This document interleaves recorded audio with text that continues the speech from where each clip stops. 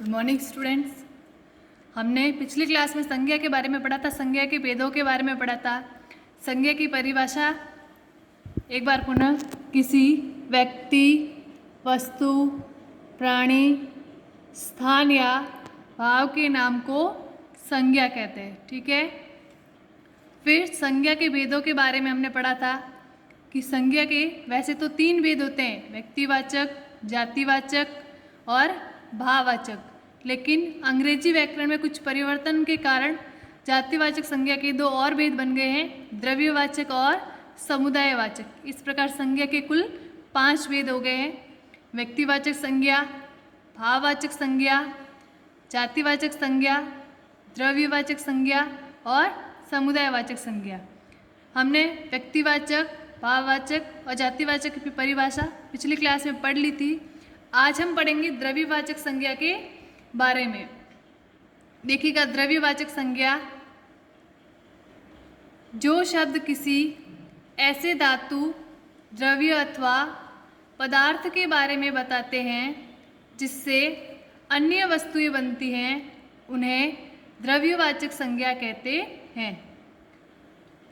जो शब्द किसी ऐसे धातु, द्रव्य अथवा पदार्थ के बारे में बताते हैं जिससे अन्य वस्तुएं बनती है। ऐसे धातु, कोई भी धातु, द्रव्य या पदार्थ है जिससे कि अन्य वस्तुएं बनती है। जैसे कि एग्जाम्पल, सोना देख लीजिए। सोने की जो एक पैकेट होता है उसको पिघला के उसको कई प्रकार के गहनों और आभूषणों का रूप प्रदान किया जाता है। उसी प्रकार चांदी को भी पिघला के उससे कई धातुएं और गहने आभूषण बनाए जाते हैं। ठीक है। तो द्रव्यवाचक संज्ञा के अंतर्गत क्या आएंगे? जो शब्द किसी ऐसे धातु, द्रव्य अथवा पदार्थ के बारे में बताते हैं जिससे अन्य वस्तुएं बनती है। यानी कोई भी वह धातु, द्रव्य या पदार्थ है जिससे अन्य वस्तुओं का निर्माण होता है, उसे द्रव्यवाचक संज्ञा कहते हैं। जैसे सोना, चांदी, चावल, तेल आदि। ये किसके उदाहरण है? द्रव्यवाचक संज्ञा के। अब संज्ञा का 5वां भेद कौन सा है? समुदायवाचक संज्ञा।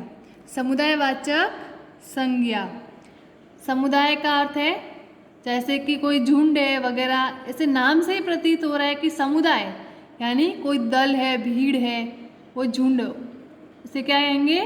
समुदाय। समुदायवाचक संज्ञा, जो शब्द किसी व्यक्ति, प्राणी अथवा वस्तु के समूह या समुदाय का बोध कराते हैं, उन्हें समुदायवाचक संज्ञा कहते हैं। ठीक है। जो शब्द किसी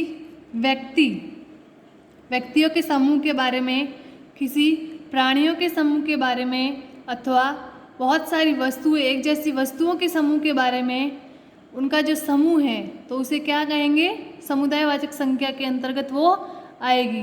मान लीजिए कि व्यक्ति के अंतर्गत बहुत सारे, जैसे आपकी कक्षा के बच्चे हैं, वो किसके अंतर्गत आएंगे? सारे समुदायवाचक के। उसी प्रकार प्राणियों का एक झुंड ले लीजिए, जैसे गायों का झुंड है, भेड़ों का है, किसके अंतर्गत आएंगे? समुदायवाचक के अंतर्गत। ओके। फिर वस्तुओं का, इसमें बहुत सारी पुस्तकें, उनका समूह ले लीजिए। ठीक है। जैसे झुंड, कक्षा, दल, भीड़, सेना आदि किसके उदाहरण है? समुदायवाचक संज्ञा के। ठीक है।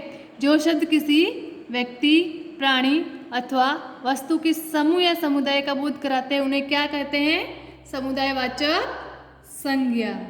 इसके उदाहरण झुंड, कक्षा, दल, भीड़, सेना इत्यादि है। इस प्रकार हमारा इस संज्ञा का चैप्टर यहाँ पे खत्म हुआ। हमने संज्ञा के 5 भेदों के बारे में पढ़ा, उन 5 भेदों के अलग अलग परिभाषाएं पढ़ी, उनके उदाहरण भी पढ़े। ठीक है। Okay, thank